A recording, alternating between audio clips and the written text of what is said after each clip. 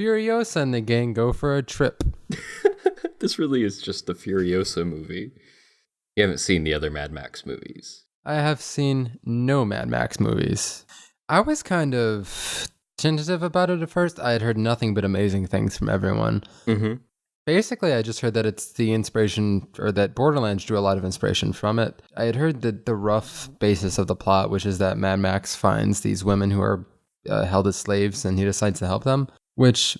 Not entirely accurate to what happens in the movie, but yeah. Not entirely, but that is the basic plot. I mean, Max does end up working with them. That serves as a well enough through line. So from the start, that sounded like it had a lot of potential to, if not have strong, like trying to be overtly feminist themes, it at least had themes that that subverted the typical action movie problems of just being about men blowing shit up to save women. Mm-hmm. Because from what you had told me, that it looked like the women were going to be fighting back on their own, and Max just shows up and kind of hangs out with them and helps them, which sounded pretty cool. It sounded like it had some good potential to subvert some tropes and make a mark on with feminism that a lot of movies don't have the potential for, even if it's not overtly feminist, at least to push that agenda. So it was pretty cool. But going in with the intro, I was kind of nervous because I'm usually not into movies that have as stark of an aesthetic as this. Like, I was worried that all of the metal and the dirt was going to kind of grate on me. But the second Furiosa starts driving that goddamn truck, I was in love. That shot that's on the road, that's following the road in front of the truck. Mm-hmm. Everything for that first little part with her driving at the very beginning is amazing. This movie restores my faith in modern action films. The old Mad Max movies have some good action in them, especially Road Warrior. But the action in Fury Road blows them out of the water. I have not watched nearly as many movies as you, and particularly not action movies, which are usually not my cup of tea. Mm-hmm. So that colors my experience with like my list of best action movies I've ever seen. But this had by far the most amazing action I've ever seen in a movie. The thing is that in this movie, as opposed to movies like The Avengers, everything feels like there's weight to it. People feel like they're actually being hit. And oh my god, these cars. They actually are being hit because they actually took cars out into the desert and filmed them wrecking into each other and stuff. Extremely visceral. It does really smart things, like having Max not really do anything for the first 20 minutes of the movie, and instead he is tied to the front of a car, and once again he's kind of just there to guide the viewer along, and so the viewer is literally strapped to the front of one of these cars. Again, a complaint that I talked about in our Age of Ultron review is that the action scenes were too long, they weren't satisfying, they felt like a chore to watch. This movie is, 60-70% action scene? I would say more than that. There's maybe 2 scenes where people talk. But it works in this movie because it is some of the most well-directed action ever. This is what makes a good action scene. Action scenes need to have, their own plot. Like Avengers Age of Ultron, the final action scene is just mayhem and fighting chaos, basically. But in Fury Road, each action scene has a goal, and there's a progression to the scene where each character, you clearly know what they're trying to do at any given moment. The scenes in this movie were actually pretty long action wise, and you actually do get kind of fatigued from watching them just because it's one long continuous set of stressful things happening. But they are so incredibly... They're so visceral, and they draw you in so much that you're too busy going, oh, holy shit, to care how fatigued you're getting from watching really long amounts of violence going on. I wasn't fatigued by it personally. I can see how some people would, though. I had enough fatigue to notice that I was getting a little tired of the scenes, but the scenes never really draw on long enough to overcome how, like you said, visceral they are. That's all there really is to say about it. Not only is it just really good action, it's also unique action. There aren't that many movies that do car chase scenes like this. I mean, there are movies that do car chase scenes, but these movies do more than that. These have people crawling around on large vehicles, fighting each other and jumping from vehicle to vehicle. You don't see this kind of stuff very often. And this is the best of the Mad Max movies in trying to do that. And it's smart, too. Like a lot of people have said about the movie, it's kind of just one long car chase. It is. I've even said that myself, though that's more of like a story thing. It's not like one long car chase scene. The movie is split up into different sections and different parts to the chase. But yeah, it basically is. And it still maintains the kind of dynamics of a car chase where you still get the always impending stress of someone catching up and stuff. I guess we could say that this movie does have two chase scenes or two chases, because the first chase ends when they sort of reach their goal, sort of almost, of finding this other tribe of women. And at that point, there's sort of a tension release. The movie really slows down at that point. You don't feel like, oh, I feel like another chase scene is immediately impending, but then it does. I like a lot of adults who consume a lot of media. I don't get deeply surprised by media much. At most, I'll have a bit of surprise at the way someone reveals something. But this movie managed to make me gasp and cover my mouth at least 3 different times. Oh my god, at which points? Well, the first point would be when Immortan Joe's favorite wife dies. That scene I thought was incredibly smartly directed. It builds up the suspense and then resolves it only to give you an even bigger shock immediately. I agree. Yes, that is one point that I also did not see that coming. The second one would be, this was I didn't really guess, but I got excited on the second one, which would be right before the end when Max is like, okay, here's the idea.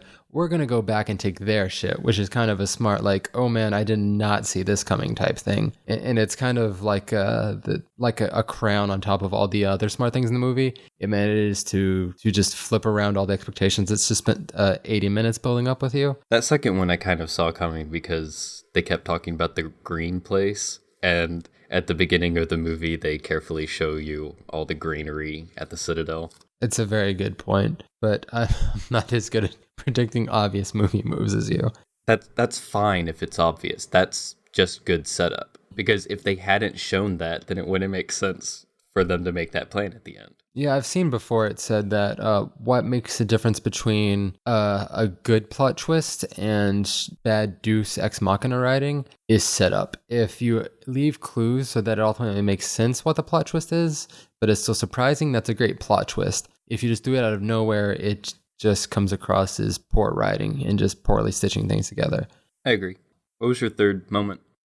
My third moment would be when Furiosa tears off Joe's goddamn face. That's just immensely satisfying. I also was not expecting that quickly, because this isn't even the full climax of that scene where you expect something like that. This is just like in the middle-ish of that scene. This is just a thing Furiosa fucking does to him. So do you know the names of any of the wife characters? I remember Max because he says, "My name's Max," and it's titled Mad Max. And I remember Furiosa because we keep hearing people going, Furiosa, Furiosa. And those are the only names I knew. See, I saw this movie in theaters twice. The names that I knew were Immortan Joe, Furiosa, Max, Nux. Those are the only names I knew. And I knew names of like places, Bullet Town, Gas Town, Citadel, and stuff like that. But I didn't know any of the wife characters' names. I don't think this movie is like actively feminist. I think this movie is just a movie that realizes that, hey, we can have male and female characters. Who knew? I don't think it's like, driving an agenda or anything. I just think it's a movie made by people who aren't insane. The thing is, why don't we know any of their names? I'm sure it says them somewhere in the movie, but it's so muddled and then I can't make out what they're saying or anything. And then this character Nux comes along and is seemingly more important, given more screen time and more emotional depth than any of the wife characters. I think Nux's arc is what's kind of awkward, because at the beginning, he's kind of handled as just a side character who's just there to kind of get Max into position. And then later on, after Max busts loose of him, he keeps coming back, which is handled kind of awkwardly. I can see where they're going from, where the character keeps coming back and then eventually he decides to turn. I think that this movie has a lot of material to interpret as feminist. It portrays women coming out from under patriarchal rule, which is obviously a feminist theme. That is an explicit theme of the movie, and that's where the movie is at its most feminist. But the thing with it is though is that the theme of the movie isn't women coming up from power. It's not, that is not particularly applicable to actual women overcoming patriarchy. It only is like consonant with it. It's not actually trying to say that. So it's not thematically trying to be feminist. It just is kind of feminist. That's kind of what I was saying, why I don't think this movie is like actively feminist, where it's trying to like push an agenda or anything. I just think it's a movie with really good characters, and a lot of them happen to be female. And being female is an important part of their identity. At the same time, that makes it a very feminist work of art, though, that it just treats women as humans and has them doing whatever the fuck they want to do within the movie. I think that has more to do not with the movie itself, but unfortunately with our culture, where our culture is so not feminist that this movie, which to me does not seem all that feminist, is feminist in comparison to everything else. Well, that's feminism in general. If we didn't have a shitty ass culture, there would be no feminism. Yeah, that's true. But also, I agree with you that Nux is much more deeply characterized than anyone except for Furiosa, and maybe even Furiosa, because... Here's the difference between Nux and Furiosa, where I feel like Furiosa is a character, and Nux is not a character so much as like a metaphor. Nux is there to like show, like, he is the arc. He's the one that starts out crazy, and by the end,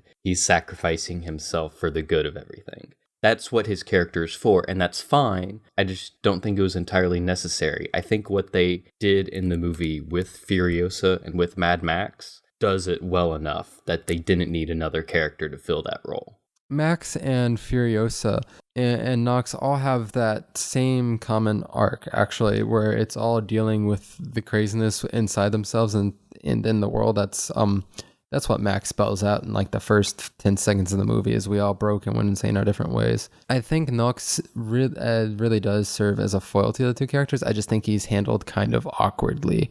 In a movie full of characters and events making you go, god damn, it just makes you go, oh, okay. That's another thing. He is kind of adorable, you know, because he seems so innocent. I guess that's intentional. I think they handled Nux as well as they could have. It's just more awkward than the amazingly executed other stuff. It sticks out to me, and it seems unnecessary, especially plot-wise, where at the end, when they're making their plan to go back to the Citadel, and they're like, oh, well, Nux can get us back in. I mean, he would just be doing what he was supposed to do, right?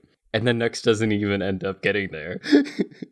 Nox kind of is feminist in the way that he represents a character finally realizing, oh, hey, this violence thing is really fucking stupid. And that's also a thing that all of the women characters are trying to say, like... Who killed the world? Who killed the world? Our children will not be warlords. And that is a very feminist theme. Once again, not really the core theme of the movie, though it is, I would say it is a motif in the movie, more so than other things. So the thing about this movie is that I love this movie, and I want to see more movies like this. And I'm worried that it's not making enough money to make a huge impact for studios to be like, oh, we need to make more movies like this. It's doing really well critically. Everyone I know that has seen it has absolutely loved it. I've never seen a single thing bad about it except for random Twitter stuff that doesn't make any sense. I went to see it with like 4 completely different people, and all of us really fucking love this movie unanimously. So that says a lot about how well people respond to it. So does this make you want to see the other Mad Max movies? Well, you've told me that only one of them's good, and you've also said that this movie has a lot of things going for it, like that the other ones don't. Like you've said that the other movies don't have as many weird characters, which is something we didn't even touch on as much, as that everything in this movie it feels very weird. It's just really weird. He gave it a feeling of being an extremely well-built universe that he's just guiding you through one path on. Like he's just showing you some stuff that he loves out of this movie, and he could show you so much more. And everyone feels very full. And you've said that and I guess, like you said, weird. And you've said that the other Mad Max movies do not have that as much. So I feel like I might be disappointed that I don't get to repeat the experience of one of the most exciting movies I've ever seen. I think you should see the old ones because They're still classics, right? the first two are definitely classics. They do have a lot of weird things in them, not quite to the level that this movie does. It's still crazy shirtless people on amazing cars. In the Road Warrior, they basically had zero costume budget. So they're like people wearing football helmets, and the bad guys in the movie, they're just like, well, we have this S&M gear. So there are people wearing like assless chaps and stuff like that. It's great. It's great. You should at least see The Road Warrior because that movie is very similar structurally to this one, but it's a slower movie. It's more like a Western, like an old Western movie. It would be nice to see something like this with a Western take. So yeah, you should definitely see Road Warrior.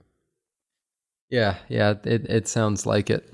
Well, one thing about the budgeting on this movie is like this is something like Fantastic Mr. Fox. The thing about Fantastic Mr. Fox is it was made over like what 10 years, and just sort of sat around while they made tons of puppets and redeveloped the plot over and over again.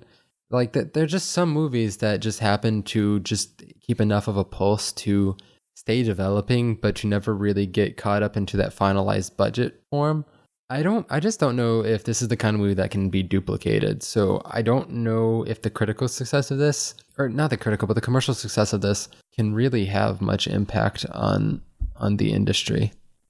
I don't know either. I just don't know enough about how the industry works. I know some surface level stuff, but I don't know the intricacies. One thing I know is that hopefully we can see a lot more shiny and chrome white face paint in the future. We can only hope.